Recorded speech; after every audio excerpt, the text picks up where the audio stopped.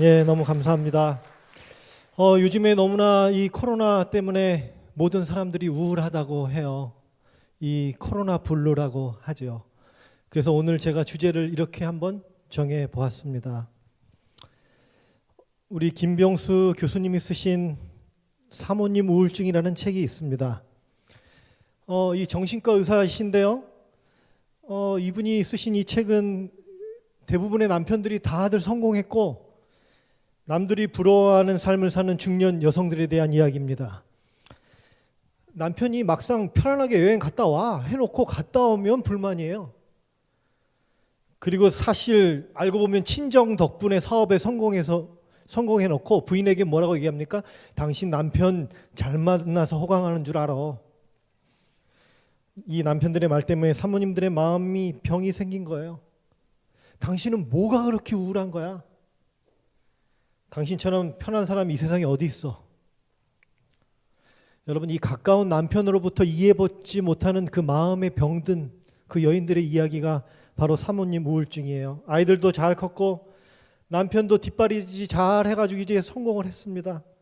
남들이 다 부러워할 만한 그런 삶을 사는데 이 여성들이 나는 우울하다는 것입니다. 이 책의 프롤로그에 보면 이렇게 써 있어요. 겉으로 보면 화려한 옷에 명품 핸드백을 들고 다니며 남부러울 것 없이 사는 여성들도 속 깊은 이야기를 듣다 보면 대부분 뭐라고 얘기한다고요? 나는 우울합니다. 요즘에 코로나 19 이후로 부부 상담이 부쩍 늘었답니다. 집에서 보내는 시간이 너무나 많아졌거든요. 자녀들과 부모님과 함께 지내는 시간이 너무나 많아지니까 이제는 어떻게 할 줄을 모르는 거예요. 익숙하지가 않은 것입니다. 같이 이렇게 가까이서 지내본 적이 많이 없거든요. 집은 거의 하숙집처럼 다니고 그렇게 살았는데. 우리 영어학원 교회에서 영어 쓰기가 참 죄송스럽긴 합니다만은 그 영어로 공감하다는 단어가 empathy라는 단어죠. M이라는 단어는 into라는 뜻입니다. 뭐뭐 속으로 들어가다는 뜻이에요. pathy는 뭐예요? 감정이라는 뜻입니다. 그러니까 여러분 누군가를 공감한다는 것은 뭐예요? 그 사람의 감정 속으로 우리가 어떻게 하는 거예요? 들어가는 것입니다. 이게 사지성어로는 역지사지라고 우리가 이런 단어를 많이 쓰죠. 다른 사람의 처지나 입장에서 다시 한번 생각해 보는 거예요. 그 사람의 입장에서 생각해 보는 거죠. 영어적인 표현으로는요. 제가 사전을 찾아보니까 be in someone's shoes. 다른 사람의 입장에 서본다는 표현을 이 미국 사람들은 다른 사람의 신발을 신어본다 이런 뜻으로 쓴답니다. 다른 사람의 신발을 신어봐야 여기 그림에 보니까 I understand now. 이제 당신 신발 신어보니까 내가 당신 이해할 것 같아. 그런 표현입니다. 우리 담임 목사님이 블로그 좋은 글들을 너무나 많이 올려주셔서 저희 아내도 블로그에 좋은 글을 읽으면 저에게 이렇게 공유해 줍니다. 그래서 식사 시간에 저희 아내와 함께 우리 최기로 목사님 블로그에 있는 좋은 글들 함께 이야기하곤 해요. 목사님 감사드립니다. 그런데 제가 어느 여성 칼럼니스트의 글을 읽게 되었어요. 이 여자 칼럼니스트가 하루는 늦은 밤에 택시를 타고 집에 가는데요. 이제 내릴 때쯤 돼서 이 기사분에게 이야기했습니다. 아저씨 저 골목으로 좀 이렇게 들어가 주세요 라고 말했어요. 그랬더니 이 택시 운전기사가 화를 벌컥 내면서 너무하시네. 그 정도도 못 걸어요? 이 아가씨가 가마를 탔나. 그리고는 골목으로 들어가지 않고 큰 길가에서 그냥 내려주는 거야. 너무나 이 여자 칼럼니스트가 민망하고 얼마나 당황했겠어요? 그래서 후다닥 막 뛰어가서 집으로 들어갔습니다. 정신을 차리고 생각해 보니까 생각할수록 화가 나는 거예요. 내가 버스를 탄 것도 아니고 택시를 탔는데 그 정도쯤은 여러분 요구할 수 있는 거 아닙니까? 이런 일을 겪고 난 다음에 제가 아까도 말씀드렸지만 문제가 뭐냐면 그때 당시에는 당황해가지고 잘 생각이 안 나는데 집에 가서 생각하면 어때요? 속된 말로 열받는 거예요.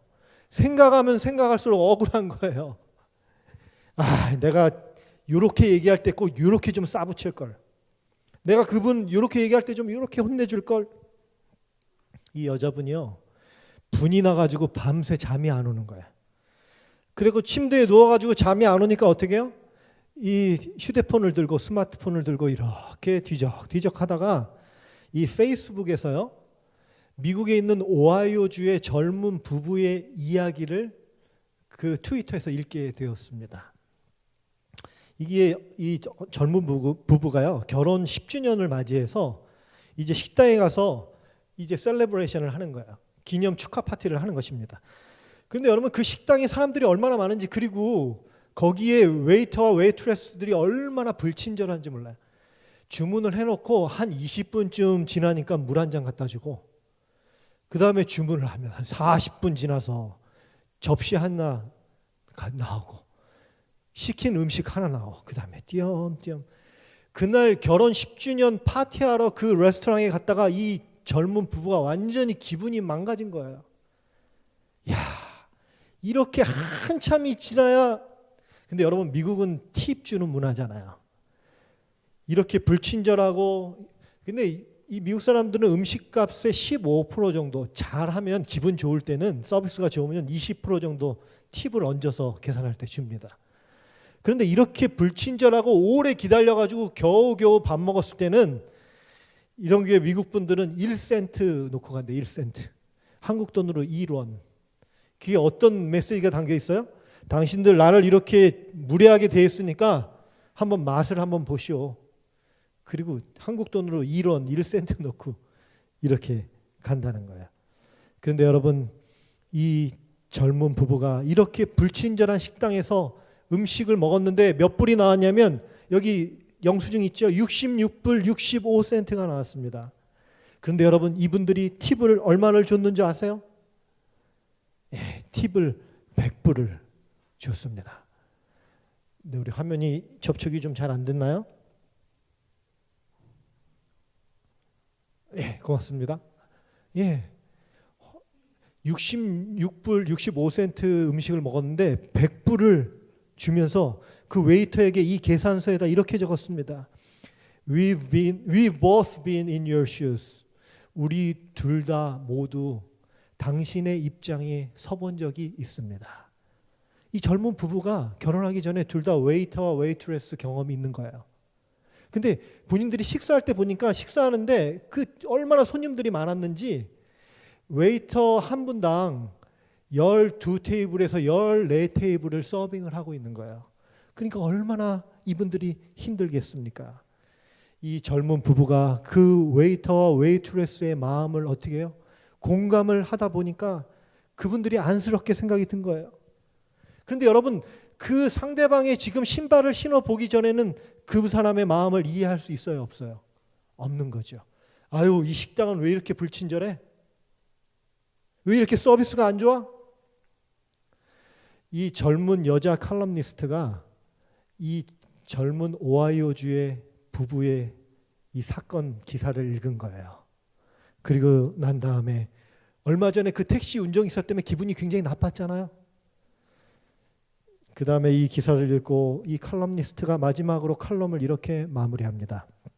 그 택시기사는 교통 정체에 빠듯한 수입에 열악한 근무 조건에 사고 위험까지 온갖 상황에 내몰린다.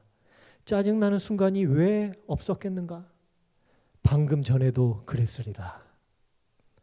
돌이켜보면 수십 년 동안 급할 때마다, 특히 늦은 시간에 참 많은 도움을 받고 살았다. 야, 여러분, 똑같은 상황을 아까는 누구 입장에서 생각한 거예요? 손님 입장에서 생각해. 자신의 입장에서 생각하니까 너무하다. 내가 택시를 대절했는데 그 정도 요구쯤은 할 수 있는 거 아니야? 이렇게 생각했다가 바꾸어서 그 택시 운전사의 입장에서 생각을 해보니까 마음이 어떻게 된 거예요? 변한 것입니다. 바뀐 거예요. 마음이 쫙 풀린 거예요. 그리고 맨 마지막에 이 칼럼니스트가 이렇게 칼럼을 결론을 맺습니다. 이제 불 끄고 자련다. 여러분, 1990년대 초에 이탈리아의 파르마 대학의 신경심리학자입니다.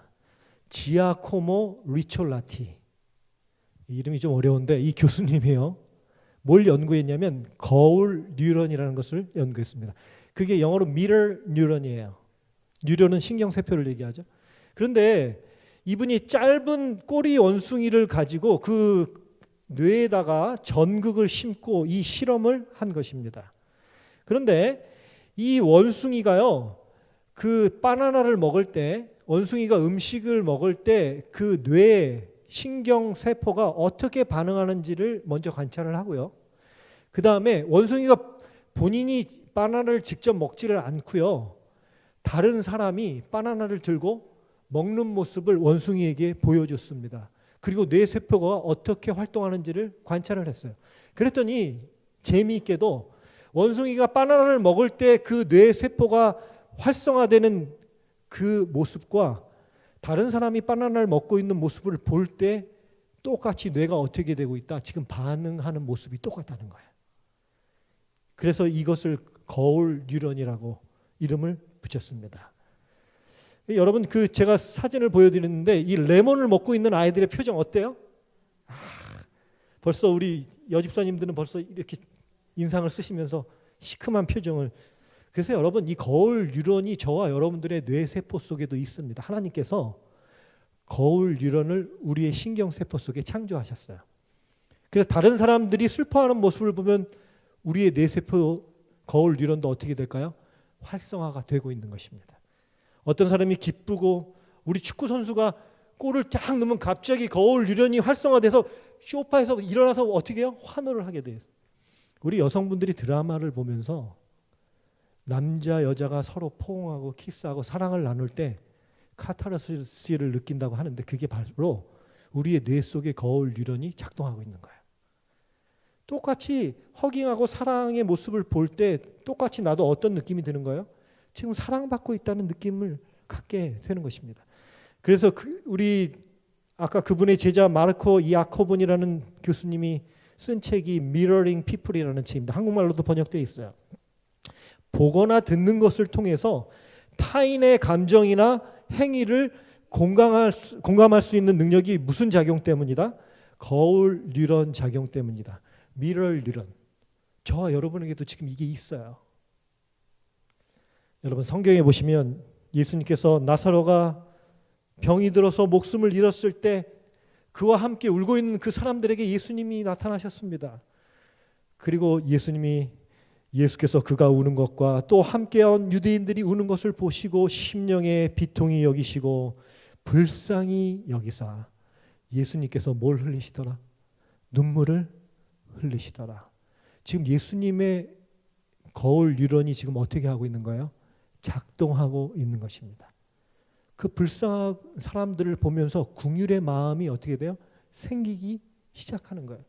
이것이 바로 거울 뉴런이 작동하는 것입니다. 예수님이 그냥 죽은 나사로를 살리시고 병자를 그냥 고치신 게 아니에요.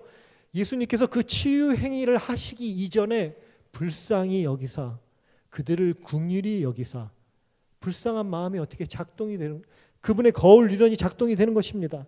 즐거워하는 자들과 함께 즐거워하고 로마서 12장 15절 우는 자들과 함께 울어라. 여러분, 우리는 사랑하는 사람을 잃은 슬퍼하는 사람들에게 가서 뭐라고 얘기해요? 성도님, 예수님이 곧 오실 텐데 이제 울지 마세요. 눈물을 거두세요. 예수님께서 뭐라 그래요? 즐거워하는 자들과 함께 즐거워하고 슬퍼하는 자들과 함께 어떻게 해요? 울으라고요. 함께 울어주라고요. 이제 앞으로 우리는 울지 마세요. 예수님 곧 오세요. 그러지 말고 슬퍼하는 자 옆에 가서 손잡아주고 같이 어떻게 하는 거예요? 같이 울어주는 거야. 그게 그분의 입장에서 쓰는 것입니다. 그게 공감이에요. 여러분, 사복음서에 보면은 예수님이 병자를 고치기 전에, 사람들을 치유하기 전에 항상 나오는 말씀이 뭐냐면 그들을 불쌍히 여기사, 긍휼히 여기사, 그 다음 마태복음 14장 14절 그들을 불쌍히 여기사. 소경을 만났을 때 그분의 거울 뉴런이 먼저 작동하는 모습을 우리는 볼 수가 있는 것입니다. 예수께서 불쌍히 여기사 손을 내밀어 그에게 이르시되, 그분이 다른 사람들이 마음 아파하는 것을 공감하셨다는 거예요. 그들의 입장에서 쓰셨다는 것입니다. 오늘 우리가 예수님이 보여주신 그 공감 능력이 우리에게 회복되어야 돼요. 이 코로나 블루 시대에 더욱더 필요한 것입니다. 직장을 잃은 사람에게 당신은 그렇게 누구 아빠는 계속해서 다니더라. 당신은 왜 이렇게 빨리 그만둬? 여러분 미국에는요. 미국 아버지들은 이 딸들과 7살이 되기 전까지 데이트를 합니다. 예.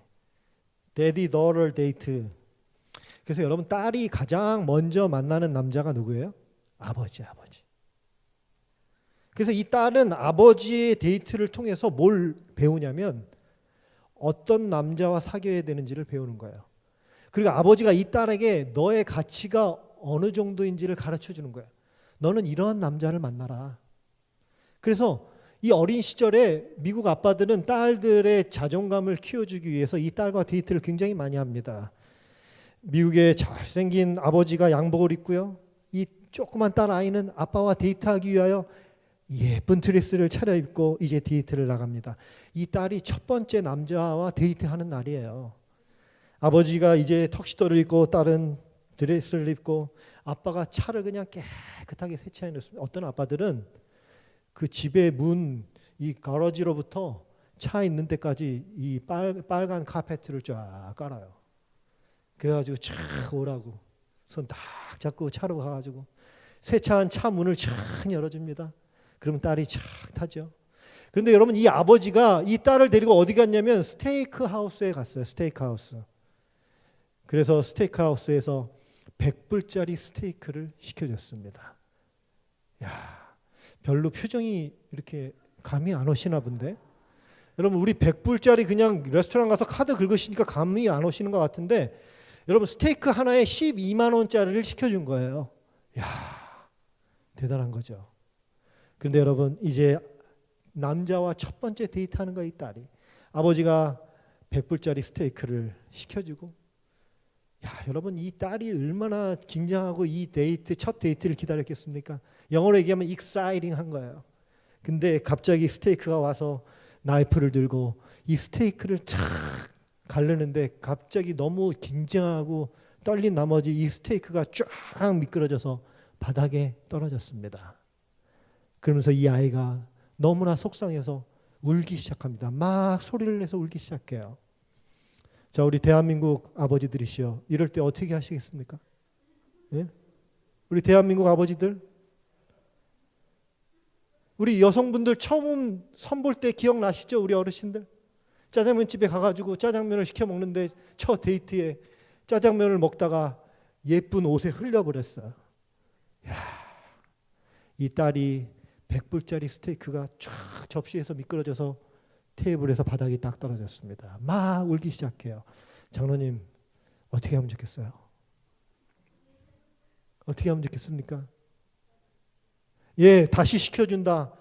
멋쟁이 아빠입니다. 또 예, 주워다가 씻어준다. 아주 좋습니다. 근데 여러분 이 아빠는요 딱 두 마디 합니다. Sweetie, come here. 저보다 등치가 큰데 아빠가 저보다 어깨가 2배로 넓은 그 아빠가요. Sweetie, come here. Yeah. 얼마나 슬프니? 아빠의 어깨에 대고 실컷 누르렴. 실컷 누르렴. 여러분 그게 공감이에요. 대한민국 아빠들은 다시 시켜준다. 다시 주워서 씻어서 준다.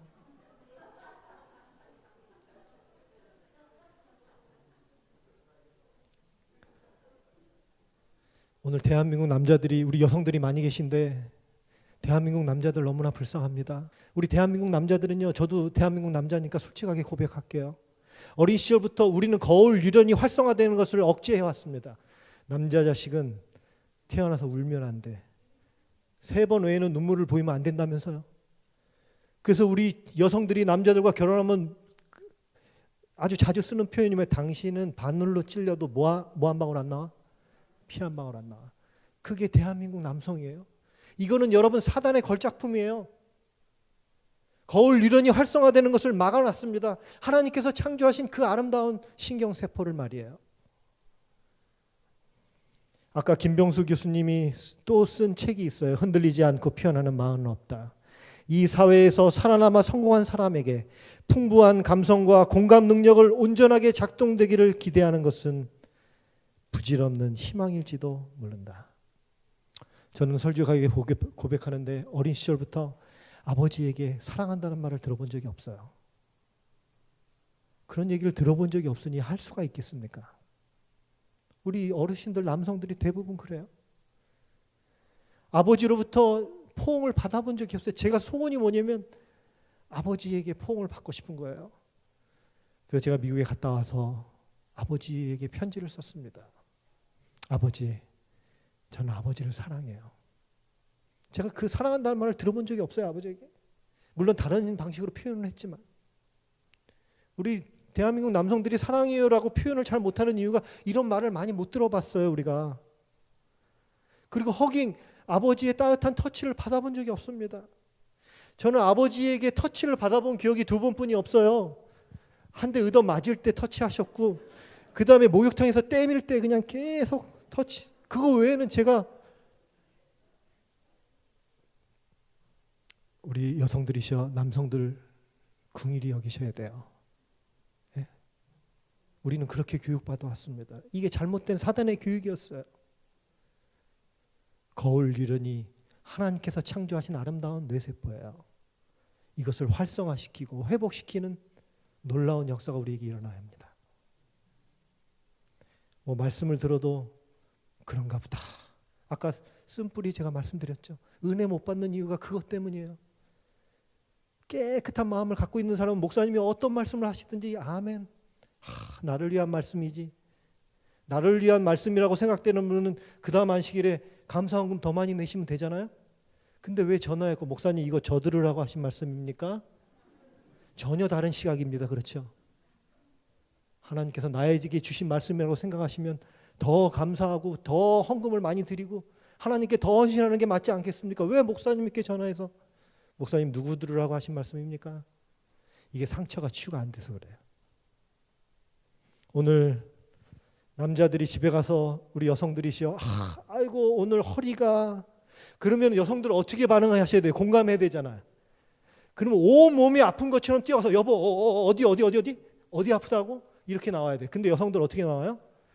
여보 당신 군대 갔다 왔다며 남자가 돼가지고 뭐 특수부대 출신이라며. 여러분 그러시지 말고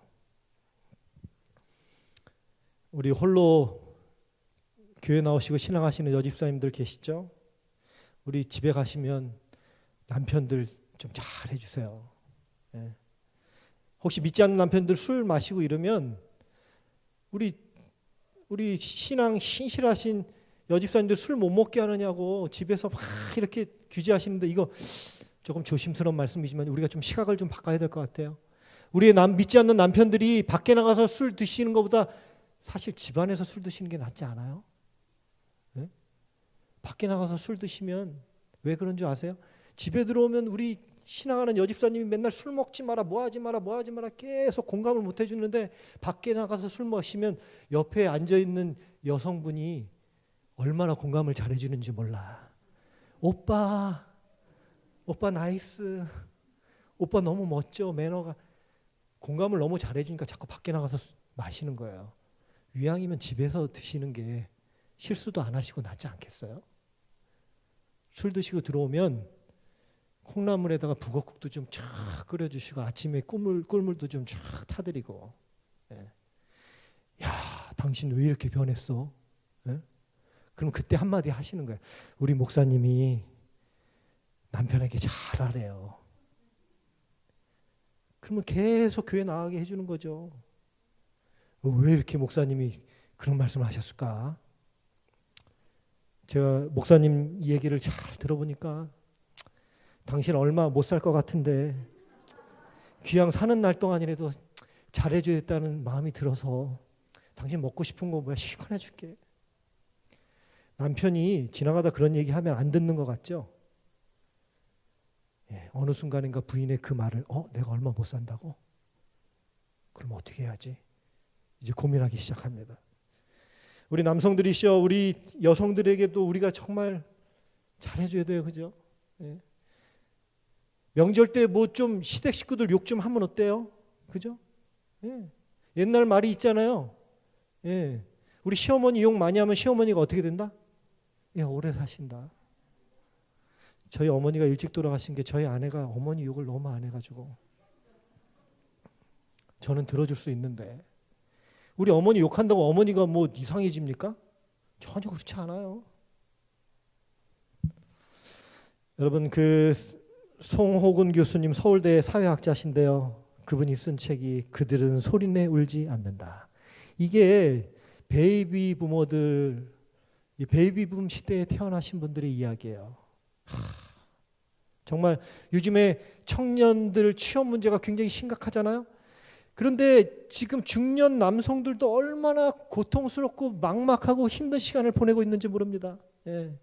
우리 장로님 괜찮죠? 이렇게 얘기하니까 우리 남성들 대변할 수 있는 제가 아까 시간에 우리 여성들 말씀을 많이 해서 이 남성들이요. 정말 이제 지금 평균 은퇴 연령이 55.9세입니다. 전체적으로 말씀드린 거예요. 제가 일부분을 말씀드린 게 아니고. 근데 여러분 이제 그 이 베이비 부모 세대들은 정말로 낀 세대들이에요. 이 산업 사회를 이룬 주역들 아닙니까? 부모님들한테는 열심히 효도하고 우리가 공경했습니다. 그런데 밑에 자녀들한테 효도를 받아요, 못 받아요, 요즘에? 못 받죠. 얼마나 불쌍한 세대인지 몰라요. 근데 이분이 쓴 글이 너무나 이제 한참 아이들 대학 등록금도 내야 되고 이 50이 가지 이제 넘게 되면 아이들이 이제 결혼도 시켜야 되잖아요. 그런데 이 사회에서는 이분들에게 뭐예요? 사형 선고를 내립니다. 이제 직장에서 나가라. 직장에서 밀려나 아직 마치지 못한 부양 의무를 마저 이행해야 한다고 속 울음우는 이들, 그들은 소리내어 울지 않는 대신 여기서 쓰러지면 안 된다고 스스로를 타이른다.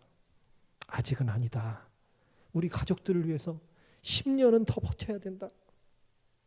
여러분 실제적으로 이 송호근 교수님이 말씀하시기를 아주 해가 뉘엿뉘엿 지는 그 저녁 무렵에 한강에 나가면요, 진짜 멀쩡한 신사들이 와서 소리내서 우는 분들이 굉장히 많답니다. 앞으로 코로나19 때문에 이런 분들은 더 많아질 수도 있어요.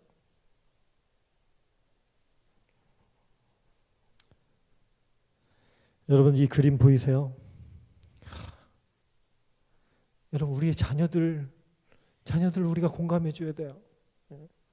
우리가 아이들에게 맨날 하는 말이 뭐예요? 얘들아 인터넷 그만하고 좀 공부 좀 해. 게임 좀 그만하고 공부 좀 해 얘들아.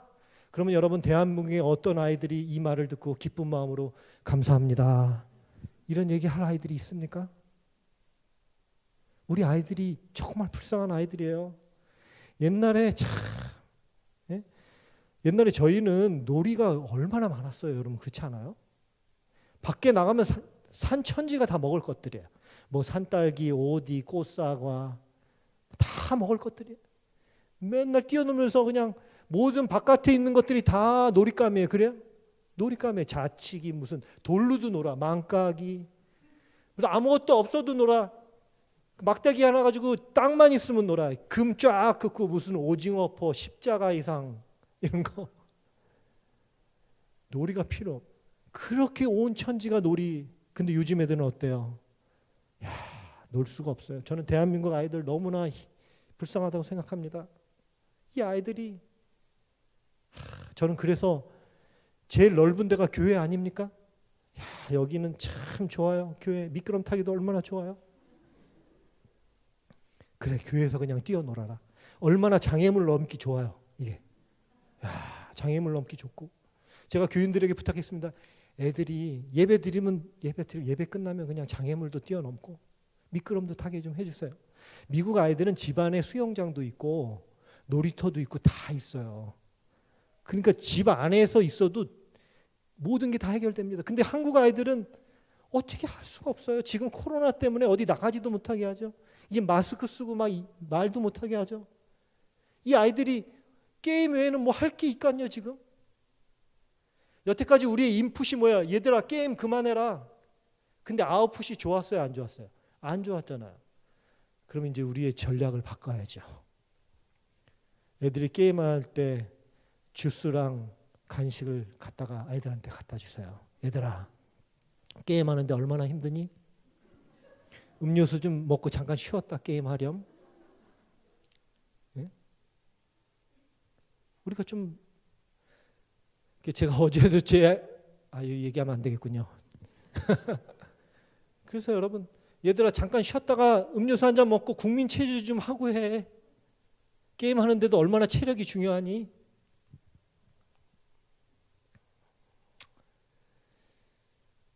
제가 학교에서 근무할 때요, 제가 어제 저녁에도 말씀드린 것 같은데 선도위원회를 하게 되면 이게 징계위원회예요. 옛날로 얘기하면 징계위원회 잘못한 학생들 회부해가지고 거기서 이제 처벌을 받아요. 며칠 뭐 근신 뭐 이런 거, 무슨 사회 무슨 봉사활동. 그럼 그 아이들을 제가 이제 교목이 제 사무실로 그 아이들을 모셔다가 이렇게 상담을 하고 그 아이들의 이야기를 듣습니다. 그런데 그 아이들이 처음에 오면 제가 여러 가지 질문을 해요. 그 중에 온 아이들에게 제가 이 질문을 했습니다. 너가 가족들과 함께 지내면서 가장 행복했던 즐거웠던 기억이 뭐니 한번 써봐라. 어디 부모님들과 가족들과 함께 여행을 갔다든지 아니면 외식을 하러 갔다든지 가족들과 굉장히 행복하고 즐거웠던 거 뭔지 기억이 뭔지 한번 써봐라. 그랬더니 고등학교 2학년 학생이 이렇게 썼습니다. 가족들하고 다 같이 모여서 집에서 밥을 먹을 때. 그게 언젠데? 그랬더니 중학교 때 그랬답니다. 그래서 제가 여기다 이렇게 표하고 중학교 1학년 때부터 3학년 때까지, 지금은 고2예요. 가족들하고 다 같이 모여서 집에서 밥을 먹을 때가 가장 행복한 기억이래요. 이게 참 이해가 잘 안 되는 거예요. 그 다음에 밑에 줄에 뭐라고 썼냐면 집에 혼자 본인이 있을 때 엄마하고 아빠가 퇴근하고 집으로 함께 들어올 때 가장 좋았다는 거예요. 근데 이 아이의 얘기를 들어보니까 엄마가 이혼하셨어요. 아빠랑 이혼하셔서, 그리고 엄마는 재혼을 하시고 아빠도 이혼해서 또 다른 여자분과 재혼을 하셨어요. 이 아이의 가장 행복했던 기억이 뭐냐면 엄마 아빠와 함께 집에서 밥을 먹을 때. 여러분, 이 아이의 소원은, 가장 행복했던 기억은 다시 돌아올 수가 없습니다.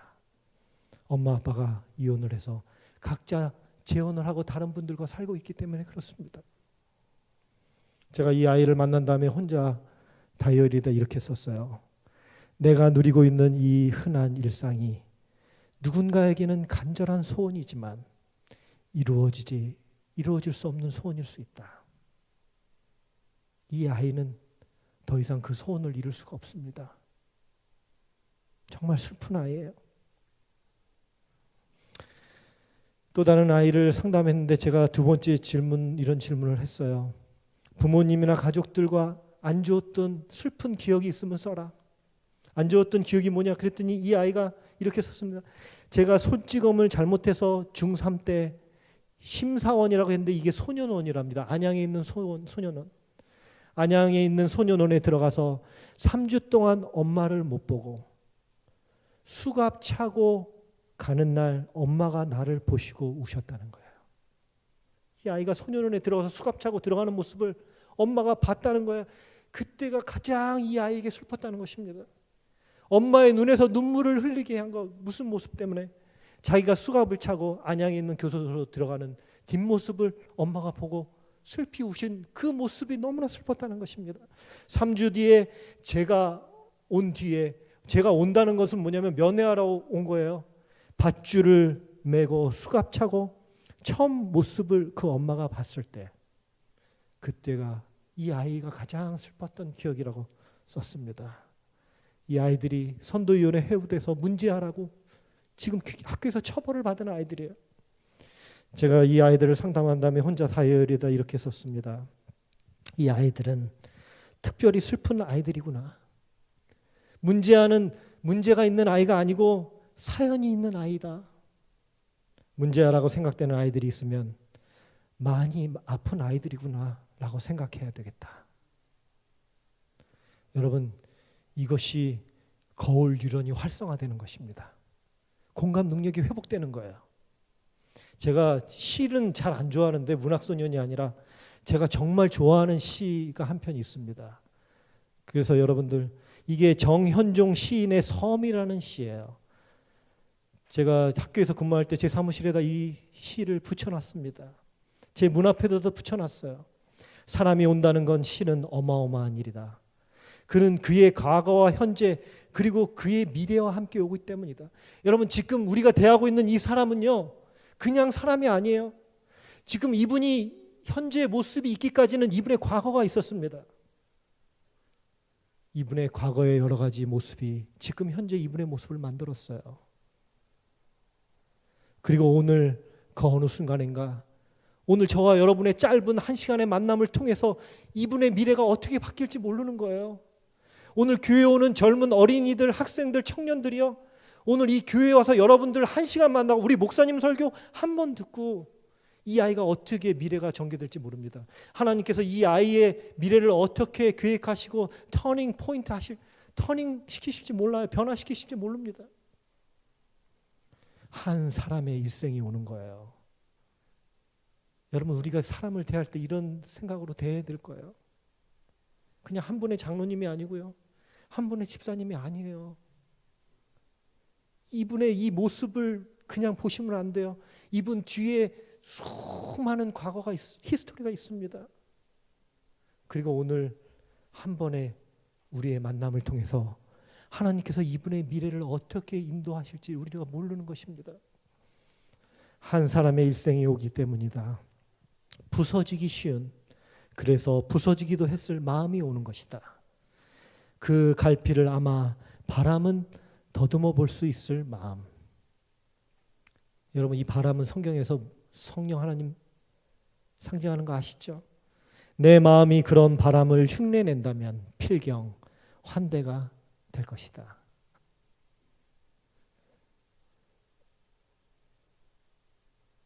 참 여러분, 계속해서 제가 말씀드린 거지만 모든 사람들에게는 사연이 있어요.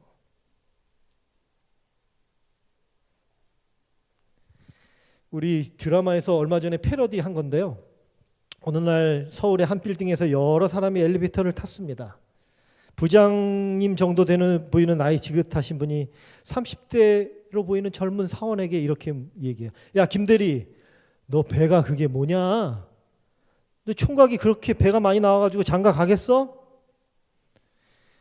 여러분 김대리가 배가 나온 게 사실입니까? 사실이 아닙니까? 사실입니다. 근데 여러분 배가 많이 나오면 장가가기 힘든 게 사실이에요? 사실이 아니에요? 우리 젊은 여성들이 배가 이렇게 나온 총각을 좋아합니까? 좋아하지 않습니까? 이왕이면 배 나온 사람 안 좋아하겠죠? 우리 김 부장님이 말씀하신 게 다 사실이에요? 사실이 아니에요? 사실이에요. 그런데 여러분 그 말이 뭐가 문제입니까? 여러분 그 말을 들은 김대리가 기분이 좋을까요? 나쁠까요? 그 말은 김대리가 듣고 싶어하는 말일까요? 그 말을 해준 부장님한테 김대리가 감사하다, 내 배를 생각해 주는 분은 역시 부장님밖에 없어, 여러분 그렇게 생각하겠습니까? 아니죠. 여러분 오늘 우리가 어떤 말을 해야 될지 우리가 잘 생각해 보셔야 합니다. 누군가가 나를 찾아왔을 때 내가 누군가를 대할 때 어떤 말을 해줘야 되느냐 이거예요. 어떤 분들이 얘기해요. 목사님 제가 틀린 말 했습니까? 1시간 2시간 그분의 얘기를 들으면 다 맞는 말이에요. 제가 반박할 말이 하나도 없어요. 어쩌면 그렇게 옳은 말씀만 하시는지. 그런데 그분 옆에 가기는 싫어요. 그렇지 않아요?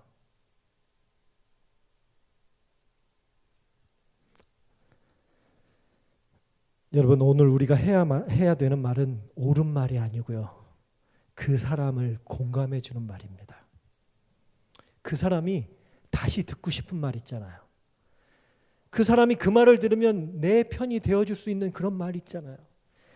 그 말을 들으면 상대방이 느낄 때, 야, 저 사람이 나를 정말 생각해 주는구나, 저 사람이 나를 정말 위해 주는구나. 그런데 여러분 흔히 사람들이 오해하는 말이 있는데, 내가 틀린 말 했냐고, 다 옳은 말 아니야? 제가 목회하는데 참 어려울 때가 있어요. 왜 목사님들은 알아도 모르는 척 그렇게 할 때가 많아요. 제가 전에 지방에서 목회할 때 장로님이 계셨습니다. 근데 여러분 장로님 그러면 이 장로님이 뭐가 마음이 상하신 적이 있나 봐요. 그래서 교회를 안 나오시는 거예요. 제가 2번 안 나올 때까지는 그냥 관찰합니다. 다른 사람을 통해서 소식을 듣고. 근데 2주 연속으로 집회에 못 나오시면 제가 이제 방문을 합니다. 근데 장로님이세요. 근데 2주 안 나오시는데 그 주위에 교인들이 와서 하는 말이 목사님 이 장로님이 성일에 슈퍼마켓 하시는 장로님이 성일에 슈퍼마켓을 열었다는 거예요. 목사님 올해 선거위원회 때 이분은 장로직에서 박탈하셔야 합니다. 장로님이 성일에 슈퍼마켓을 열고 일을 하시다니. 여러분 제가 생각해 봤습니다. 우리 현직 장로님으로 오랫동안 성일을 준수하시고 이렇게 교회에 헌신하셨는데 여러분 이 성일을 아실까요? 모를까요? 다 아시죠? 그리고 안 나오시는 동안에 슈퍼마켓을 성일에 여신 겁니다. 이 장로님이 무언가 마음속에 상처가 있다. 이 장로님이 안 나오시는 동안에 우리 여러 교인들이 와서 얘기합니다. 목사님 가서 건면하셔야죠. 이분 바로 잡으셔야죠. 제가 안식일에 우리 수석 집사님에게 떡과 과일을 잘 포장해 달라고 부탁을 드렸어요. 그리고 이분에게 방문을 했습니다. 슈퍼마켓이 열려 있습니다. 성일에 오후에 그분에게 찾아갔습니다. 아무 말도 하지 않고 그 떡과 과일을 놓고 장로님 손을 잡고 장로님 얼마나 힘드세요? 오죽했으면 현직 장로님이 성일에 예배 집회에 안 나오셨겠습니까? 다 사연이 있는 거지. 그분의 손을 잡고 장로님 힘내세요. 저희가 기도할게요. 그 다음 성일에도 그분이 교회 집회에 안 나오셨습니다. 그 다음 주에도 떡과 음료수를 가지고 가서 장로님 힘드시죠? 힘내세요. 기도할게요. 그분의 눈에서 눈물이 촤락 흐르는 거예요. 그 다음에 금방 나오시지는 않았어요. 여러 번 방문한 다음에 그분이 나오셨는데 그 교회에서 그 열악한 교회에서 그분이 이 교회에 얼마나 많은 헌신을 하셨는지 모릅니다. 제가 학교에서 근무할 때 이제 금요일 날 우리 학교니까요. 금요일 날 오후 5시가 되면 모든 선생님들이 다 집에 가십니다. 교무실에는 아무도 없어요. 아니 그 성의를 준비하는 목사님, 교목 목사님만 있죠. 저 혼자 있는데 이제 예배 시간이 다 되었습니다. 제가 집에 옷 갈아입으러 갔다가 이제 성일 예배를 시작하기 위해서 왔는데 교무실에 그 컴컴한 저녁에 불이 켜져 있는 거예요. 우리 기간제 선생님이 장로교인이신데 이분이 우리 학교의 기간제 선생님으로 오신 것입니다. 성일이 시작되는 시간인지 모르고 이분이 계속해서 근무를 하고 계신 거예요. 그래서 제가 우리 음료수와 빵을 안식일을 위해서 준비한 그 음식을 갖다가 그 선생님의 책상 위에다 살짝 놨습니다. 그 선생님이 안 계실 때. 그리고 거기다 메모를 썼어요. 선생님 일하시느냐고 얼마나 힘드세요. 이거 먹고 힘내서 열심히 일하세요. 그 다음 주 성일이 다가왔는데 또 이 선생님이 혼자서 교무실에서요. 다른 선생님들 다 퇴근하셨는데 혼자서 늦게까지 아이들 생활기록부 쓰시고 일을 열심히 하고 계신 거예요. 제가 그 모습을 보고 또 먹을 걸 갖다가 선생님 책상 위에다 살짝 올려놓고 왔습니다. 여러 번 그렇게 했어요. 이 장로교 선생님인데 제가 한마디도 우리 성일에 대해서 이야기하지 않았습니다. 그런데 한참 지난 다음에 이 선생님이 어느 선생님을 통해서 우리의 성일에 대해서 들었나 봐요. 갑자기 이 선생님이 그 손편지를요. 몇 장짜리 손편지를 저에게 이분이 우리의 그 성일에 대해서 듣고 야 목사님이 얼마나 내가 답답했을까 목사님이 얼마나 그 얘기를 나한테 하고 싶으셨을까 그런데도 불구하고 목사님은 한 말씀도 안 하시고 그냥 거기다가 빵과 음료수를 놓고 가고 또 빵과 음료수를 놓고 가고. 여러분, 그 선생님이요, 제가 학교에서 근무하는 동안에 정말, 제가 오늘 이 말씀을 드리려고 준비를 안 해왔기 때문에 제가 이 손편지를 계속해서 일주일에 한 번씩 저에게 편지를 써주시고요. 그리고 지금 학교에서 그 어느 선생님들보다 더 우리 신앙에 대해서 아이들에게 얼마나 잘 가르치는지. 우리 옆에 있는 큰 교회 또 우리 성도님들 중에 이 선생님 담임인 아이들이 있어요. 이 담임인 아이들이 이 선생님들에 대해서 이야기하는데 얼마나 신앙적인 선생님으로 변했는지 몰라요. 마음을 읽어주는 거예요. 옳은 말도 좋지만, 진리도 좋지만요, 예수님께서 다른 사람을 치유하시기 전에 먼저 하신 말씀이 그 사람들을 긍휼히 여기시고 불쌍히 여기시고. 여러분, 어떤 사람이 병원에 가서 건강검진을 했는데 결과가 암으로 나왔어요. 생존율이 정말 낮은 암입니다. 첫 번째 의사 선생님이 이렇게 말씀해요. 선생님, 암입니다. 현재 현대의학으로서는 치료법이 없습니다. 6개월 생존할 수 있는 확률이 5%도 안 됩니다. 여러분, 이렇게 말씀하시는 의사 선생님이 계시고요. 이 밑에 있는 의사 선생님은 똑같은 케이스인데 똑같은 얘기지만, 선생님, 진단을 해보니까 결과가 좋지 않습니다. 지금 현재는 좀 어려운 상황이지만 현대의학이 점점 더 좋은 방법이 나옵니다. 저도 열심히 연구해 볼게요. 우리 함께 힘을 합쳐서 열심히 노력해 봅시다. 여러분 같으면 어떤 의사 선생님을 찾아가고 싶으십니까? 후자죠. 전자의 의사 선생님은 거짓말했습니까? 그거 아니에요. 진실을 말씀하셨습니다. 사실을 말했습니다. 거짓말하지 않았어요. 그런데 여러분, 똑같은 얘기지만 두 번째 선생님도 거짓말을 한 건 아닙니다.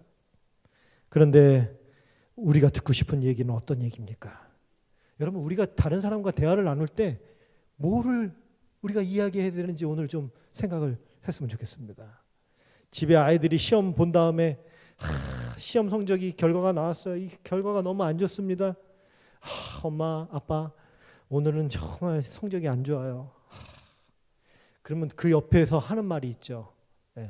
그러게 누가 공부 똑바로 안 하래? 그 음악 캠프를 왜 가냐고.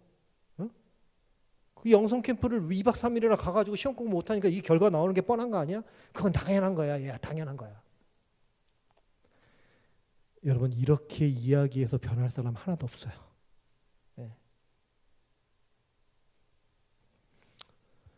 오늘 제가 성경절 베드로전서 3장 8절 베드로 사도가 이렇게 얘기했어요. 마지막으로 말하노니. 여러분, 마지막 말하는 건 굉장히 중요하잖아요. 마지막으로 말하노니 너희가 다 마음을 같이하여 체휼하며 형제를 사랑하며 불쌍히 여기며 겸손하며. 여러분, 베드로전서 3장에 아내들아 남편에게 순종해라, 또 남편들아 지식을 따라 아내를 사랑하고 아내를 연약한 그릇으로 알아라, 여러 가지 그리스도인 덕목들 관계에 대해서 이야기하는데 마지막으로 베드로가 이야기한 게 뭐냐면 너희가 마음을 같이하여 서로 어떻게 해라? 체휼해라. 근데 여러분, 체휼이라는 단어가 요즘에 우리가 잘 안 쓰는 단어라서 제가 국어사전을 찾아봤습니다. 체휼이라는 단어가 어떤 단어인가 봤더니 상대방의 처지를 이해하고 가엾게 여기는 긍휼의 마음. 여러분, 아까 맨 처음에 제가 칼럼니스트의 이야기를 소개했죠. 젊은 부부가 식당에 갔는데 자기들이 원하지 않는 상황으로 이 전개가 됐습니다. 불편한 상황으로 갔어요.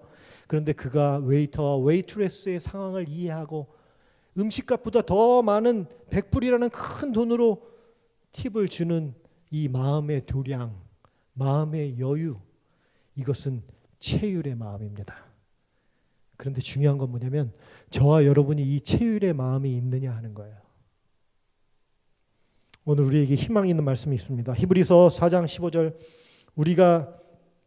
우리에게 있는 대제사장은 우리 연약함을 체휼하지 아니하는 자가 아니요. 좀 어려워요. 부정이 두 번 쓰여서. 체휼하지 아니하는 자가 아니요. 이게 무슨 말이냐면 우리에게 있는 대제사장 예수 그리스도는 우리를 체휼하는 분이시라는 겁니다. 모든 일에 우리와 한결같이 시험을 받은 자로 돼 죄는 없으시니라. 우리에게는 체휼하는 능력이 없습니다. 누구에게 있어요? 하나님께 있습니다. 하나님의 능력을 우리가 구해야 합니다. 여러분, 예수님은 우리와 똑같은 경험을 하셨어요. 우리가 결혼 초기에는 상대방이 참 잘해주면 기분이 좋잖아요. 결혼 잘했나 보다. 우리 여성들이 그렇죠? 우리 남편이 막 잘해주고 이러면 어때요? 기분이 좋고 내가 정말 결혼 잘했어. 근데 남편이 잘해주지 않고 따박따박하면 어떻게 해요? 속으로 에이, 그때 그 먼저 남자랑 결혼했어야 되는데 이 남자를 만나가지고 내가 이렇게 살아야 되나. 그런데 여러분, 그럴수록 우리가 어떻게 생각하는 거예요? 예수님처럼 체휼하는 생각을 가지는, 긍휼히 여기는 마음을 갖자는 것입니다. 다 사연이 있을 것이다. 체휼하는 마음. 그래서 여러분, 우리가 배우자가 잘해주든지 나에게 잘 못해주든지, 잘해주면은 고마워하고 잘 못해줄 때는 어떤 마음을 갖자? 예수님이 우리에게 주시는 마음, 체휼하는 마음을 갖자. 그 사람에 대해서 불쌍히 여기고, 저 사람이 우리 배웠잖아요. 림빅 시스템에 상처가 많이 있구나. 그래서 저렇구나. 우리 장로님이 왜 저러는지 다 뭐가 있다? 사연이 있다. 체휼한 마음을 우리 모두가 갖게 되시기를 간절히 바랍니다. 오늘 제가 말씀을 드리면서 한 말씀만 좀 더 드릴게요. 여러분, 이 물은 답을 알고 있다. 우리 다 잘 압니다. 에모토 마사로 박사님이 10년 넘게 연구하신 거잖아요. 매스컴을 통해서 우리가 다 잘 소개를 받았습니다. 우리가 어떤 언어를 사용하느냐에 따라서 어떻게 해요? 그 입자가 바뀐다는 것이죠.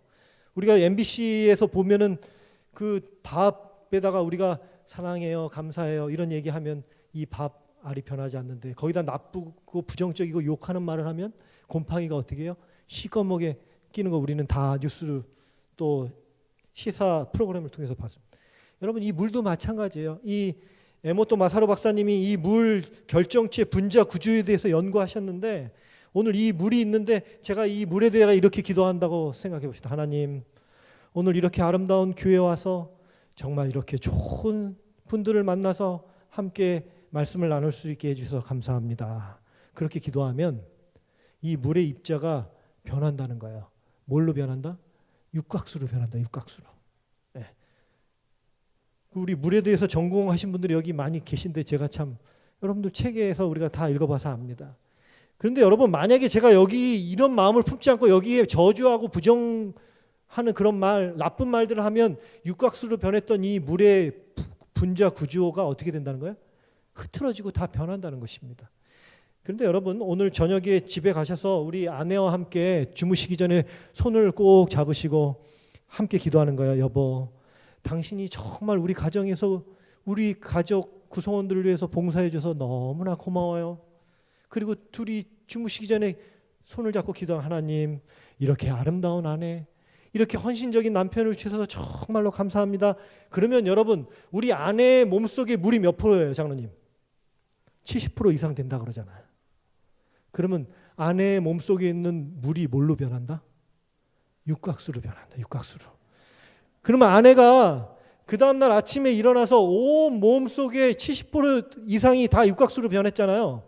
그럼 아내가 아침에 일어나서 부엌에서 요리하는 거 다 뭐예요? 물이잖아요. 밥할 때 뭘로 해요? 물로 하잖아요. 김치찌개, 된장국 뭘로 끓여요? 물로 하죠. 아내가 하나님, 이렇게 멋진 남편을 주셔서 참 감사합니다. 기도하면서 하면 아내가 국 끓이는 거, 밥하는 거, 된장찌개, 물이 다 뭘로 변한다? 육각수로 변한다. 그래서 아내가 해주는 음식이 뭐가 된다? 보약이 된다. 그런데 이 못난 남편들은 자존심이 강해가지고 상처가 많으니까 아내 마음을 그렇게 부드럽게 풀어주지 못하고, 아내가 한마디 한 것 때문에 당신 왜 이렇게 그래? 꿍 해가지고 그냥 침대에서 돌아 누워가지고 한마디도 안 하고 한마디 툭 던진다는 게 아내의 말에 상처 주는 말을 하고, 아내가 아침에 일어나서 이제 부엌에서 음식하는데 속으로 뭐라 그래? 저 왼수, 저게 남자라고. 소갈머리는 밴댕이 소갈머리처럼 생겨가지고 이렇게 욕을 하면서 아내가 음식을 하면 아내의 몸에 있는 물이 뭘로 변한다? 육각수가 완전히 독으로 변한다고, 쓴뿌리로 변한다고요. 그러면 아내가 하는 모든 음식이 다 그 물이 다 뭘로 변한다? 독약으로 변한다. 그러니까 우리 남성들이시여 잘 살펴보세요. 아내가 지금 불만하면서 막 불평하면서 음식하는, 저는 교회 와서 부엌에서 요리하는 집사님들 잘 쳐다봐요. 이분들이 불평불만하면서 음식을 하는지, 감사하면서 음식을 하는지. 그래서 목사님들이 점심 식사 시간에 기도를 오래 하면 이해하세요. 그 독약으로 변한 걸 뭘로 바꿔야 되니까, 예, 이게 보약으로 바뀌어야 되니까 기도를 할 수밖에 없는 것이. 제가 여러분 말씀을 이제 정리하고 마무리하겠습니다. 저와 여러분이 지금까지 어떻게 살아오셨습니까? 나의 배우자에게 어떤 언어를 사용하면서 살으셨어요? 우리의 자녀들에게 어떤 말을, 어떤 모습을 보여주셨습니까? 오늘 사람을 변화시키는 언어는 어떤 언어인가? 그 사람의 마음을 이해해주고 공감해주는 언어, 가슴의 언어. 오늘 하나님께로부터 매일같이 그분에게 체휼하는 능력을 받으시고요. 오늘 우리가 만나는, 대하는 모든 사람들에게 공감해주고 그 사람의 마음을 이해해주는 언어를 사용하게 되시길 바랍니다. 시편 143편 8절, 아침에 나로 주의 인자한 음성을 듣게 하소서. 여러분, 우리의 자녀들이 아침에 학교에 나갈 때 여러분 다른 얘기하지 마시고 하나님의 음성 들려주세요. 내가 너를 사랑한다. 애들이 학교 가도 좋은 얘기 못 들어요, 선생님한테. 그렇지 않습니까? 밖에 나가서 만나는 사람들이 좋은 얘기 하지 않아요. 가정에서라도 아침 식사 시간에, 아침 예배 시간에 그 아이들에게 하나님의 사랑의 음성을 들려주십시오. 그래야만이 밖에 나가서 다른 나쁜 이야기, 그런 이야기를 들어도 이 아이들의 자존감이 떨어지지 않아요. 우리의 남편, 우리의 아내 밖에 나가면 수도 없이 부정적이고 나쁜 평가들을 듣습니다. 그런데 여러분, 우리 가정에서만큼은 시편 143편 8절, 아침에 나로 주의 인자한 말씀 듣게 하소서. 우리 모두가 다 예수님의 긍휼의 마음, 체휼의 마음, 우리 거울 뉴런을 활성화시키는 우리 서울영화원교회 아름다운 남녀 종들이 다 되시기를 주님의 이름으로 축복하면서 말씀을 드리겠습니다.